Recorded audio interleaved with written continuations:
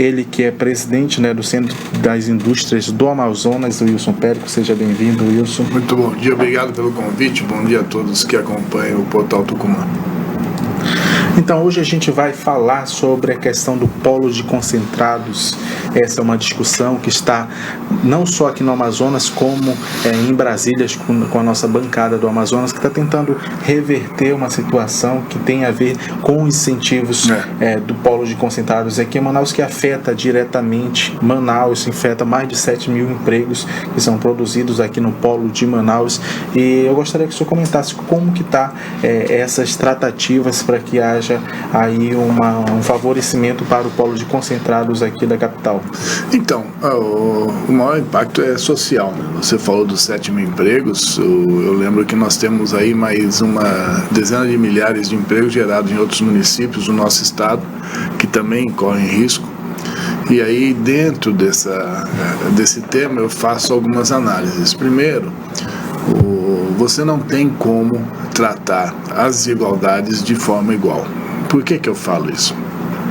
Com todo respeito e admiração, inclusive, à equipe econômica que faz um trabalho belíssimo para o país, mas você não pode replicar para as regiões norte e nordeste as mesmas ações, as mesmas decisões que são aplicadas nas regiões sul e sudeste. Eu explico.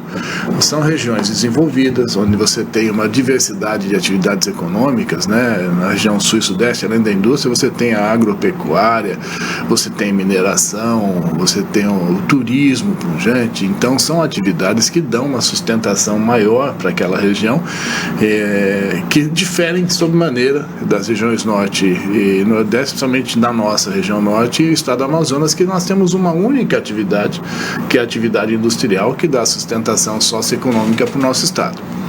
Então, se você não reconhecer essas divergências, essas desigualdades, e tomar medidas de acordo com a realidade de cada uma das regiões, o risco de você dar um tiro no pé é muito grande. E esse é um. Essa medida de você trazer reduções de incentivos ao modelo que é calcado nos incentivos esses que estão na Constituição Federal, você pode acabar causando um impacto social muito grande com a perda dos empregos e afastar daqui investimentos existentes e dificultar a atração de novos investimentos. Então, falando dessa questão também, quando o investimento vem para cá, para o Brasil, especificamente aqui para Manaus, ele se faz em cima da regra do jogo. A regra do jogo, quais são? São os incentivos que estão na Constituição Federal oferecidos a esses investimentos. A contrapartida, o investidor tem que cumprir algumas obrigações, dentre elas o PPB. O investidor, uma vez instalado aqui, ele não pode, de forma unilateral, descumprir o acordo, descumprir o PPB, passar a produzir o produto dele de forma distinta, diferente daquilo que foi aprovado, sob risco de perder os incentivos. E eu acredito que, da mesma forma, não pode haver, de forma unilateral, uma mudança das regras de incentivo, que é o que está sendo proposto agora. É o governo federal que está mudando, está baixando a alíquota do IPI com uma decisão unilateral. Ora, é um acordo, é um contrato. Todo contrato, se for necessário uma revisão, tem que ser feita entre as partes. E as partes entrarem nesse acordo, que é o que eu espero venha a acontecer. Eu sei que tem muito empenho por parte da nossa bancada, muito empenho por parte da superintendência da SUFRAMA, pela proximidade que tem junto ao presidente da República, que podem nos ajudar com relação a isso, mas assusta e traz insegurança no momento em que você vê o ministro Paulo Guedes dizendo que ele quer criar um ambiente que seja de atração de negócios, um ambiente que favoreça novos investimentos, uma medida, uma decisão como essa, desrespeitando um acordo firmado lá atrás, quando essa empresa resolveu vir para cá e causando risco social com os empregos que hoje são gerados e que, pelo que está noticiado, corremos risco de perder aí esses empregos, além dos 7 mil aqui na capital, capital, ou mais uma dezena de milhares aí pelo interior, porque certamente sem incentivos essas empresas não conseguirão sobreviver aqui. Lembrando que esse polo de concentrado, assim como o polo industrial de Manaus aqui, ele não é uma geração, não traz só geração de empregos aqui para a capital, né? Também para o interior do estado e também para outros estados do aqui país. Estudos da SUFRAMA apontam que o estado do Amazonas gera nos demais estados do país perto de 490 mil empregos, diretos e indiretos. Então, o concentrado, que é o tema agora, ele não gera só os empregos no nosso estado. Tem toda uma cadeia de distribuição e depois da fabricação dos produtos que vão se utilizar desse insumo, que estão contemplados nesse estudo da SUFRAMA. Ou seja, o desconhecimento de que o modelo Zona Franca ele não é benéfico somente para o estado do Amazonas, nem só para a região norte, mas sim para todo o país. O pouco caso que se faz com isso por parte de algumas entidades do sul e sudeste e a equipe econômica desconhecer esses fatos é o que nos traz a obrigação de debater o modelo Zona Franca em todos os fóruns possíveis, em qualquer canto desse país, e com visões antagônicas ao nosso modelo, para que nós possamos levar a essas pessoas, a essas visões, o entendimento que nós temos do modelo.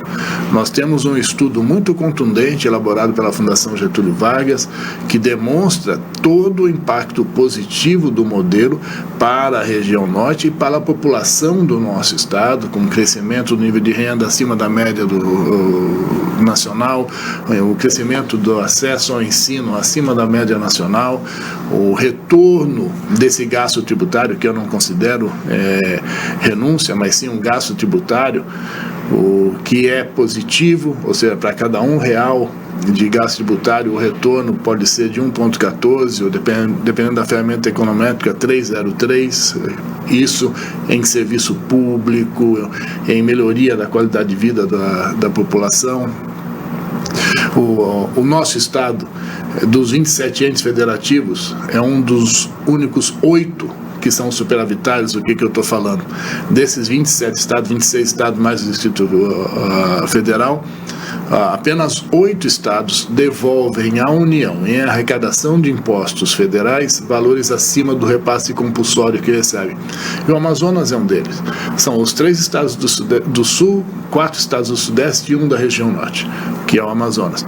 No ano de 2018, nós recebemos 3,4 bilhões de repasse e nós arrecadamos aos cofres públicos em tributos federais 13,9. Ou seja, nós devolvemos à União mais de 10 bilhões de reais limpos, além daquilo que ele tinha nos repassado como repasse para todos os estados. Então, são informações, são dados que precisam ser levados ao conhecimento dos formadores de opinião. Por isso que eu falo que nós precisamos participar e debater o modelo Zona Franca em todo e qualquer fórum possível. Nosso Estado, então o governo do Estado, o nosso parlamento federal, o nosso parlamento estadual e as entidades de classe, para que nós possamos compartilhar o entendimento e criar uma visão em cima daquilo que nós conhecemos sobre o modelo Zona Franca.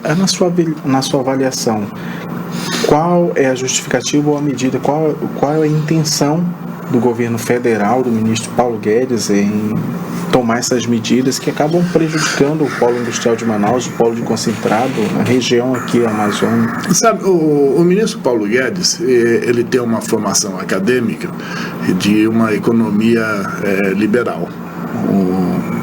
Então, eu compartilho dessa visão. Só que essa economia de mercado, quando se fala do liberalismo financeiro, ela é composta por agentes. Você não tem um mercado que seja só consumidor.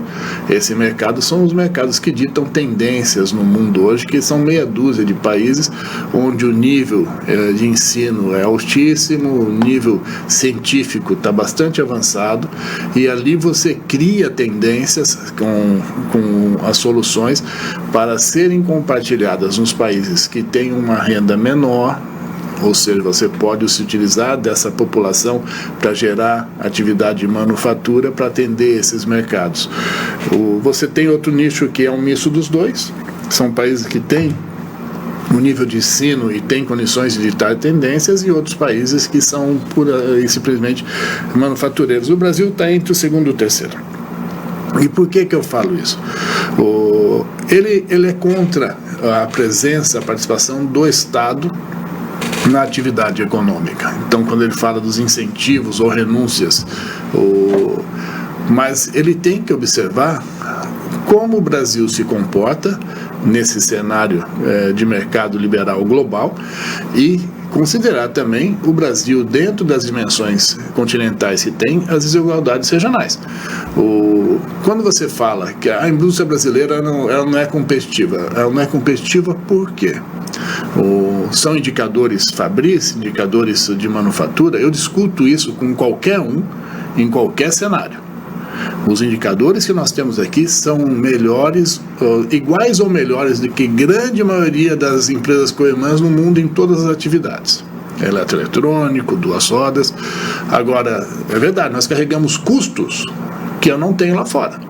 Por exemplo, eu não preciso de uma equipe para cuidar da minha área tributária. Na fábrica dos Estados Unidos, nas fábricas do México, nós não precisamos de equipe para cuidar da área tributária. Nós precisamos aqui no Brasil, numa empresa com 400 funcionários, você precisa de 6, 7 para cuidar desse manicômio tributário que nós temos. Um funcionário que tem de salário $100 por semana nos Estados Unidos ou no México, ele recebe $100 e custa para as unidades $106, que é o imposto que a gente paga. Aqui, um funcionário que vai ganhar R$1.000 de salário por mês, ele acaba recebendo R$750 e custa para a empresa R$1.600. Então, esses custos, sim, inviabilizam, tiram a competitividade da indústria nacional. E outro ponto, nós na verdade não temos grandes indústrias nacionais, nós temos grandes multinacionais instaladas no país, e principalmente aqui no Amazonas, que geram emprego aqui produzindo produtos de suas marcas, os produtos similares aos que são produzidos no mundo todo, para atendimento do mercado nacional. A hora que você fala de baixar barreiras tributárias na importação ou reduzir incentivos, você está falando que você vai passar a importar produtos que hoje são produzidos no Brasil. Ou seja, você vai estar deixando de gerar emprego. E emprego hoje é uma das maiores demandas sociais que o Brasil tem. Um dos piores indicadores a serem resolvidos pelo governo federal é a taxa de desemprego. Então, não são medidas como essa que vão nesse sentido. A gente vai acompanhar agora as nossas redes sociais, e aí na volta a gente vai falar sobre um questionamento da Procuradoria da Fazenda Nacional sobre o crédito de IPI, que deve entrar na pauta de julgamento do Supremo no mês de fevereiro, agora lá pelo dia 7. Temos imagens aí nas nossas redes sociais, meu diretor?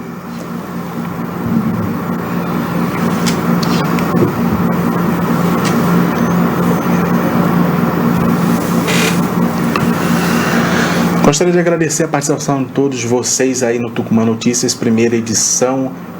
A Márcia Santos, bom dia Márcia, bom dia a todos vocês. Pode subir um pouco mais aí, meu diretor. Janaira, que está assistindo aí o Tucumã Notícias, primeira edição aí do portal Tucumã. Elemina dos Santos, bom dia Elemina, e todos vocês que estão aí ligadinhos no nosso Tucumã Notícias, primeira edição. Vai subindo, meu diretor, os comentários.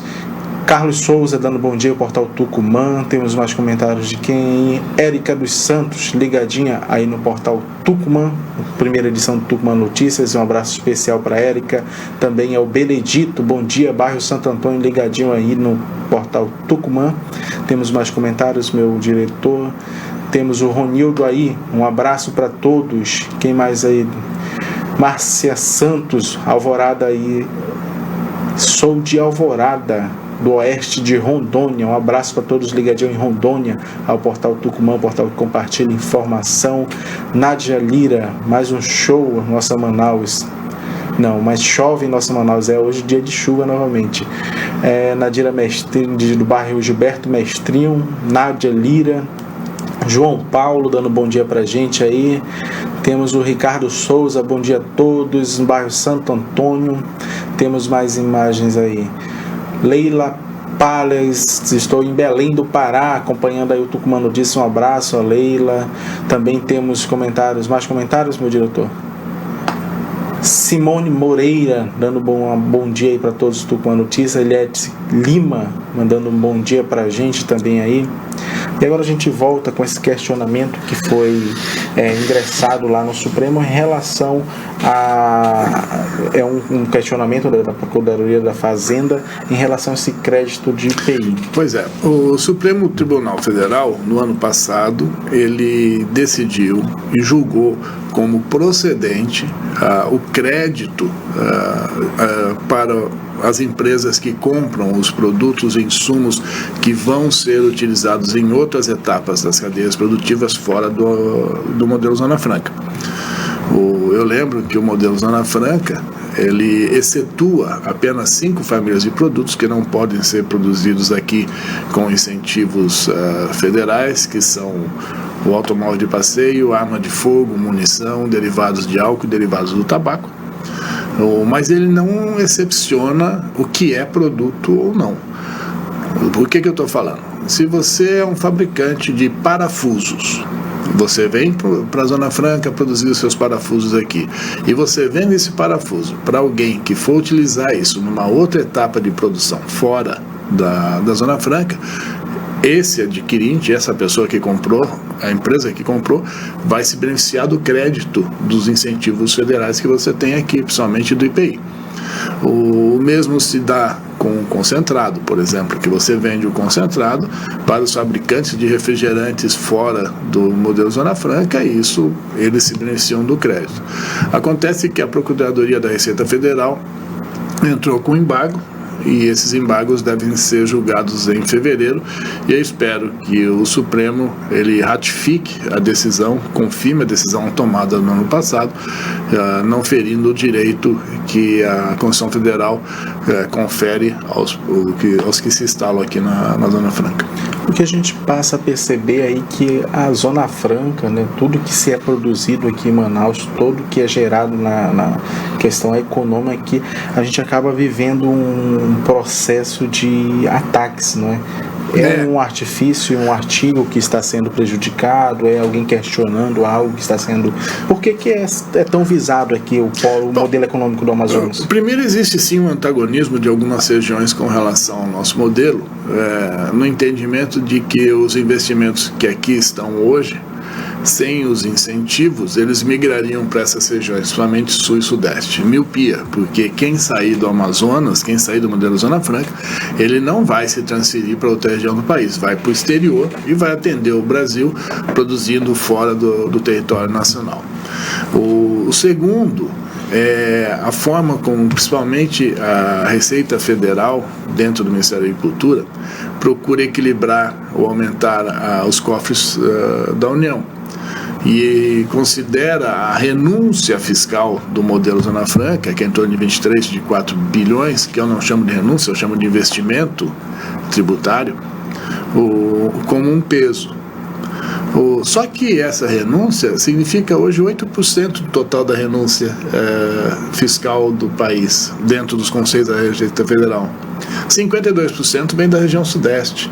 Por que então não se vai buscar redução de quem mais renuncia e deixar aquilo que dá resultados, como eu citei, positivos socialmente, ou trabalhar e continuar fazendo o seu papel?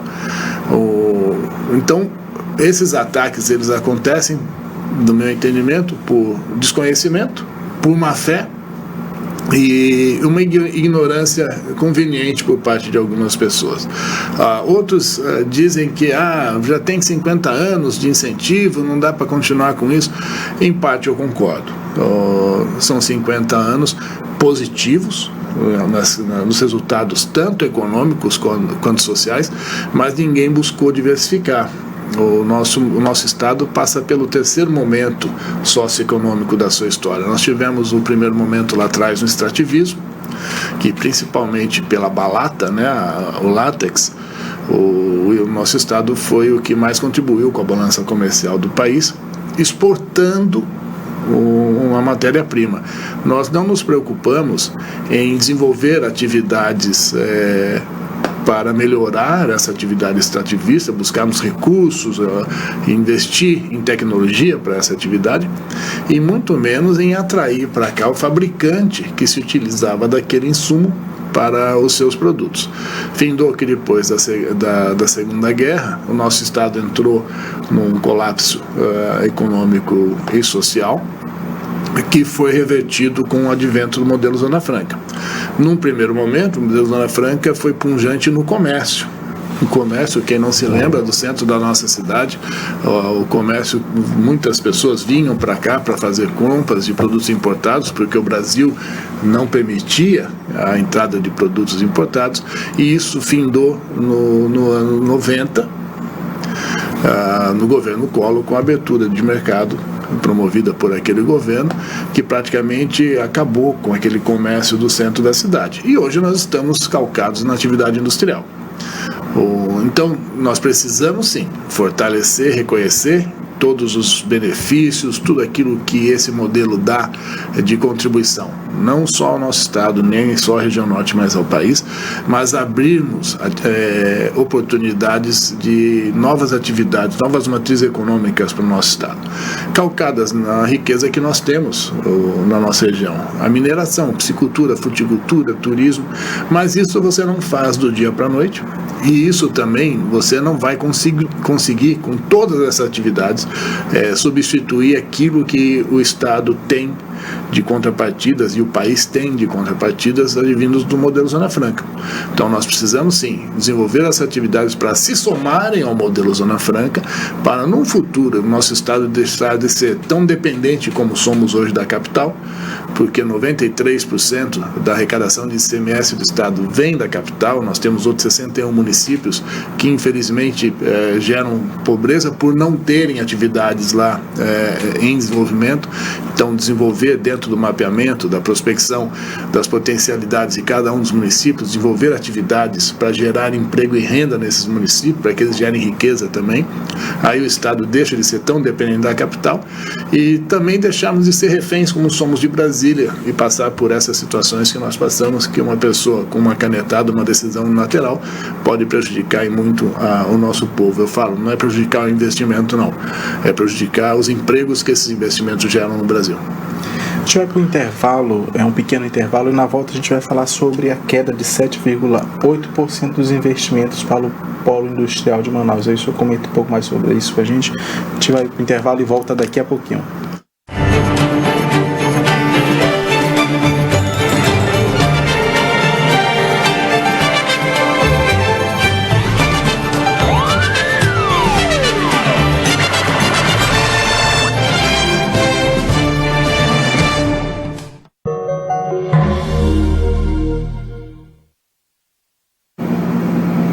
O que fala?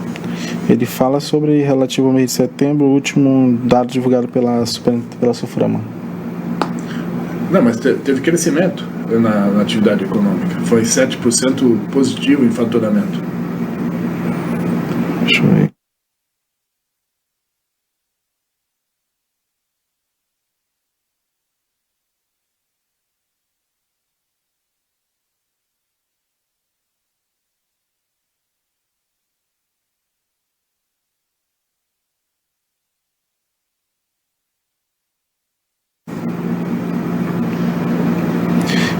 Fala sobre investimentos do polo industrial de Manaus. Tem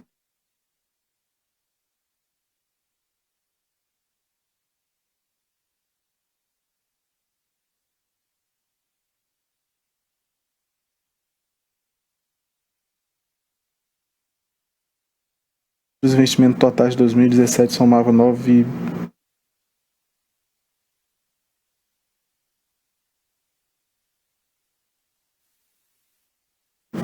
O resultado é positivo. Podemos soltar.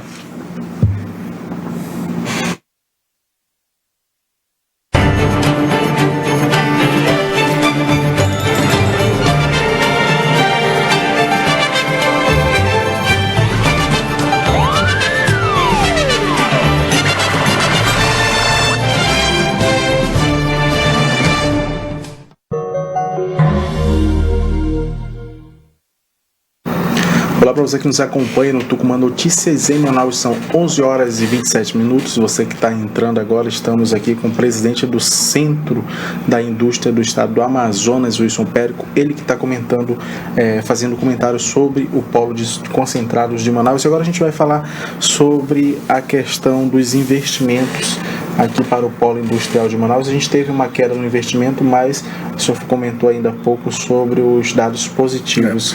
Não, a questão dos investimentos, principalmente se comparados com períodos anteriores a 2018, ela não é surpresa, né? O Brasil passou por um processo de recessão muito forte, uma queda da credibilidade somente do investidor para com o Brasil, e isso se reflete certamente na atração de investimentos. Por outro lado, a recuperação, mesmo que pequena, da atividade econômica no país se refletiu no polo industrial no ano passado. Nós devemos ter tido um crescimento, os dados oficiais ainda não saíram, em termos de faturamento de perto de 8%, se comparados a 2018. A atração de investimento, que caiu um pouco se comparado com 2017, acho que foi 8 bilhões e pouco até o terceiro trimestre do ano passado, e no mesmo período perto de 9 em 2017, mas a questão da intenção de investir é até positiva se você for olhar pelo momento que nós passamos. Agora, existe a distância entre ter a intenção de investir, ou seja, os projetos serem aprovados, e a efetivação desses investimentos que nós vamos acompanhar pelos próximos meses. E a expectativa a expectativa para 2020 aqui para o polo industrial de Manaus? Eu acho que o otimismo é muito grande, né? O governo federal conseguiu algumas proezas no ano passado, a aprovação da reforma tributária, que nos avizinha, preocupa, mas a reforma previdenciária que foi aprovada foi um grande sucesso, e isso traz mais otimismo para o investidor. O desemprego no país ainda continua alto, mas teve uma redução, e isso também já traz mais otimismo. O movimento do comércio no final do ano foi bastante superior aos anos anteriores, os últimos 3 anos anteriores. Então isso dá a todos uma expectativa bastante positiva com relação a 2020. Eu não tenho dúvida que 2020 vai ser melhor, pode ser melhor que 2019, se nós não tivermos nenhuma surpresa aí pelo caminho. Eu falo de surpresa porque a economia do mundo e a economia do nosso país, ela pode passar por sobressalto. Ninguém diria que os Estados Unidos fosse atacar o Irã no segundo dia do ano, e isso tudo traz uma turbulência, o risco de aumento no preço dos combustíveis, que pode afetar na atividade econômica, mas em se tratando de uma normalidade, eu vejo 2020 com muito otimismo, e especialmente com a possibilidade de nós resgatarmos ainda mais o nível de empregos aqui na nossa região. A gente agradece, Wilson, pela sua participação aqui. Você que está acompanhando essa transmissão, estamos com uma entrevista exclusiva aqui falando sobre o polo de concentrados aqui de Manaus, e também sobre a expectativa para 2020 do desenvolvimento econômico aqui do estado.